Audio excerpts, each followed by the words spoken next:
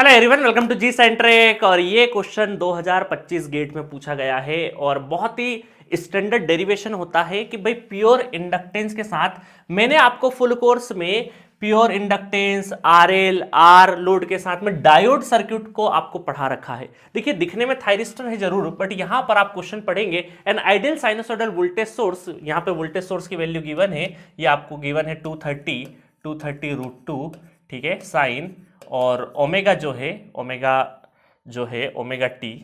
T और omega की value जो है मैं यहाँ पे लिख देता हूँ 230 रूट टू। चलो लिखने की आवश्यकता नहीं, गिवन है आपको क्वेश्चन में, ठीक है। Fits an ideal inductor L through an SCR with firing angle 0 degree. मतलब अगर थायरिस्टर में फायरिंग एंगल जीरो हो जाए तो ट्रीट लाइक अ डायोड। और मैंने एक यूनिट, सेपरेट यूनिट पढ़ाई है कि डायोड सर्किट किस तरीके से डील करते हैं।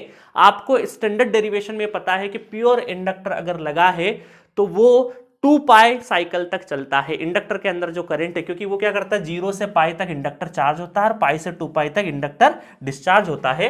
तो जब आप इसका वेवफॉर्म बनाएंगे तो कुछ इस तरीके से, ये हमारा क्या है, ये हमारा पाई 2 पाई इस तरीके से सोर्स वोल्टेज है Vs, ठीक है। और इसका अगर मैं इंडक्टर के अक्रॉस का आउटपुट वोल्टेज बनाऊंगा या करंट बनाऊंगा, इंडक्टर कितनी देर के लिए हमारा कंडक्ट होता है, तो 0 से पाई तक ये इस तरीके से जाता है और फिर पाई से 2 पाई इस तरीके से जाता है। तो प्योर इंडक्टर 2 पाई तक कंडक्ट करता है। बिल्कुल भी अचंभित करने वाली बात नहीं है, क्योंकि स्टैंडर्ड है। ये स्टैंडर्ड मैंने भी कई बार कराया है ये आपको, और हमेशा कराते हैं, आपको ये चीज पता होनी चाहिए। अब आपसे क्या पूछा है, then the peak of inductor current in ampere. आपका इंडक्टर करंट का जो पीक है वो कितना होगा, ये आपको IL maximum peak value ILP लिख देते हैं, काम करते हैं आईएलपी कितना होगा, ये पूछा है आपसे क्वेश्चन में। अब आपको ये बात तो समझ में आ गई है कि भाई पाई, अगर पाई के ऊपर ही आपका मैक्सिमम मिलेगा, ये बात तो हमें कंफर्म है। अब देखो ये क्वेश्चन कैसा होता है, इसका प्रॉपर आप अगर देखेंगे तो जब ये स्विच क्लोज होगा तो यहां पर यही वोल्टेज अपीयर होगा। तो इसका मतलब हम ऐसा बोल सकते हैं कि VL इक्वल टू ये हम ये बोल सकते हैं VL इक्वल टू VS। और इसको क्या हम ऐसा लिख सकते हैं L di by dt, और VS को क्या लिख सकते हैं हम 230 रूट टू साइन, है ना। अभी मैं ओमेगा ले लेता हूं अंदर वाली चीज को, बड़ा ये जो है ना 2 पाई एफ, इसको मैं ओमेगा टी ले लेता हूं थोड़ी देर के लिए, ठीक है।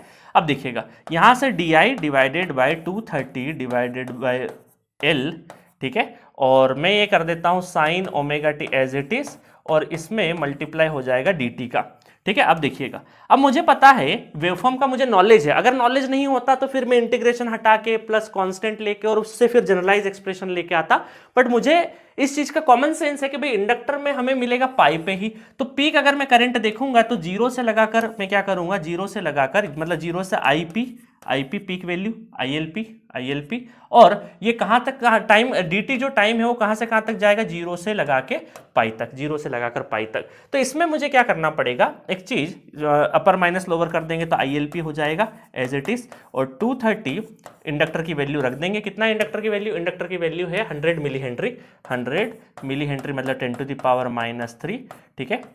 चलो अब देखो कॉस साइन का इंटीग्रेशन क्या होता है, माइनस कॉस, तो मैं लिमिट चेंज कर देता हूं।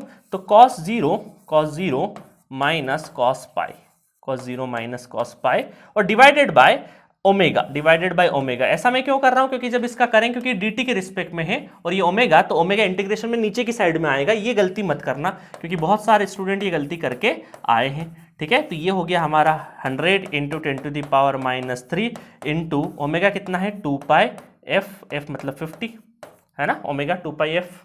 और यहां पर क्या हो जाएगा, cos 0 मतलब 1 और cos 180 मतलब -1 तो +1 हो जाएगा, तो 2।